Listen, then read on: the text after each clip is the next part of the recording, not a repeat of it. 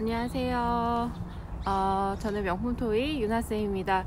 오늘 드디어 이제 11월 달에 마지막 토익 시험을 보는 날인데, 오늘도 날씨가 좀 많이 추워요. 그죠? 영하로 날씨가 떨어져가지고 여러분들 옷 따뜻하게 입고 아마 고사장으로 가셔야 될 것 같고요. 일단은 우리가 11월 첫째 주 시험 같은 경우는 생각보다 많이 좀 쉽게 나와서 되게 좀 술술술 풀리는 느낌이 있었고, 그 다음에 지난주 시험 같은 경우는 LC가 좀 어려운 부분이 있었고, RC 같은 경우도 뭐 막 엄청 술술 풀린다는 느낌은 아니었지만 그래도 나쁘지 않았다, 약간 이런 느낌이긴 한데, 이제 오늘 시험 같은 경우는 아무래도 이제 마지막 시험이다 보니까 난이도가 조금 더 올라가진 않았을까라는 생각을 하기는 하는데, 그래도 이제 여러분들 한 달 동안 공부를 굉장히 열심히 했을 거기 때문에 너무 걱정하지 않고 원래 하던 대로만 하면 크게 문제가 될 것 같지는 않아요. 일단은 오늘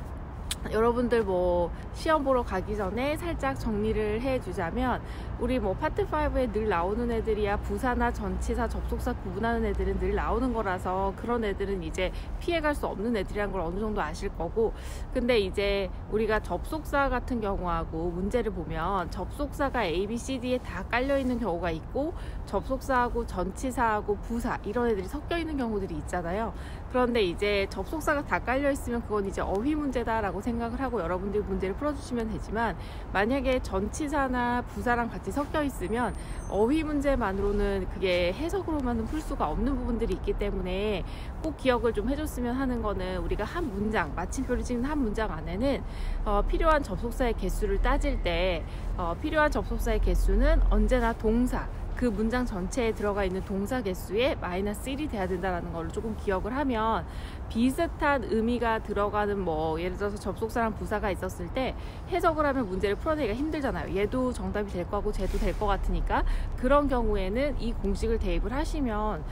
불필요한 애들이 소거가 될 거예요. 그래서 그런 거 좀 기억을 하시고, 그 다음에 우리 뭐 관계대명사라고 하는 애들, 뭐 후나 위치 같은 애들 보는 경우가 가끔 있을 건데, 일단 토익이라고 하는 시험 안에서 관계대명사의 개념을 막 지금 정리한다기보다는 기본적으로 여러분 앞에 사람을 나타내는 명사들이 있고, 뭐 employee라든지 뭐 아니면 staff라든지 이런, 그리고 나서 빈칸 나오고 뒤에 동사가 보이는데 보기에 후가 있으면 정답이라고 생각을 하시면 돼요. 그래서 사람, 후, 동사 요 라인하고, 그 다음에 앞에 사물이 나와 있고, 그 다음에 위치 동사에서 사물, 위치, 동사 이런 애들을 이제 관계대명사 나오면 후나 위치를 고르는 문제들이 종종 나오기 때문에 그것도 혹시 모르니까 한번 참고를 해주시고, 그 다음에 뭐 예를 들어서 위치나 뭐 후 같은 애들이 나와 있는데, 뭐 where 같은 애도 같이 섞여 있을 수도 있고 when도 섞여 있을 수 있거든요, W로만. 그럴 때는 물론 해석으로도 문제를 풀 수 있는 부분이 있겠지만 그게 안 되는 경우도 있을 수 있기 때문에,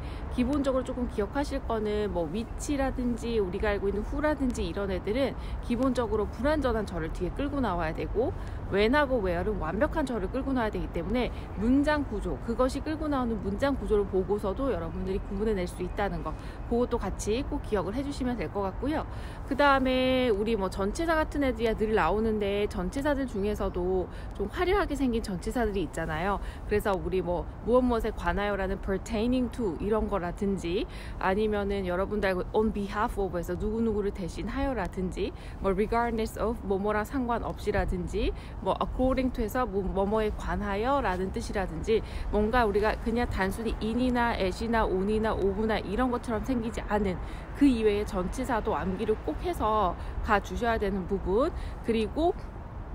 우리가 뭐 수거들 중에서 투부정사를 취하는 애들이 좀 있잖아요. 그래서 우리가 뭐 be eligible to do 이런 식으로 외우고 be scheduled to do 이렇게 외우는 것처럼 그런 애들도 잘 기억을 해주시고, 그거랑 또 구분을 해서 전치사 to로 끝나는 뭐 devoted나 committed 이런 거 뒤에는 그냥 전치사 to가 오는 거고, 그 다음에 contribute to 이런 것도 전치사가 오는 거기 때문에 뒤에가 투부정사가 아니라 전치사 라인 오는 거, 그런 것도 좀 같이 기억을 좀 해주시면 될 것 같아요. 오늘은 파트 5가 막 엄청 어렵다 이런 느낌은 아닐 것 같은데, 어휘가 조금 까다로운 애들이 있을 수도 있을 것 같다라는 거, 그래서 그것도 하나 같이 참고를 해주시면 될 것 같고, 그리고 마지막으로 늘 나오는 우리 부사 문제, 부사는 동사 수식도 되지만 형용사로 수식해 줄 수도 있고, 그거 같이 기억을 꼭 해주시고, 그래서 보통 동사 수식하면 정답이 동사 뒤에 부사 찾는 것들이 좀 많이 나오는 편. 그 다음에 뭐 늘 나오는 애들 중에 하나가 부사가, 그러니까 형용사가 나와 있고 그 앞자리가 비어져 있을 때 부사 채워 넣을 수 있는 것, 또는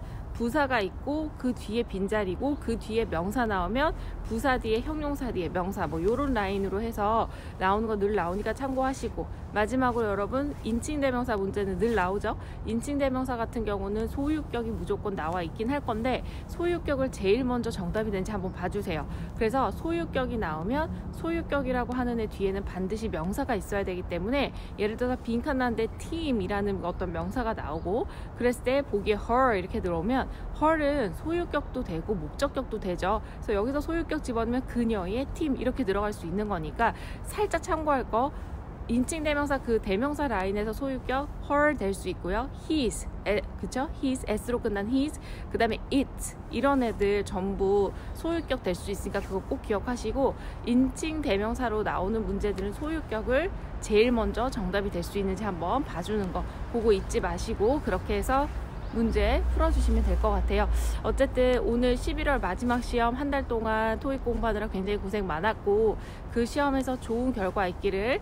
기도하겠습니다. 추운 날씨에 몸 따뜻하게 잘 하시고 마스크 잘 쓰시고 그렇게 해서 시험 잘 보고 나면 이따가 또 총평을 아마 하게 될 거라서, 여러분들 간략하게 오늘 어떤 문제들이 나왔고 난이도가 어땠는지 그런 거 볼 수 있게끔 또 알려드릴 거니까 이따가 또 보도록 하죠. 오늘 시험 잘 보시고 화이팅입니다.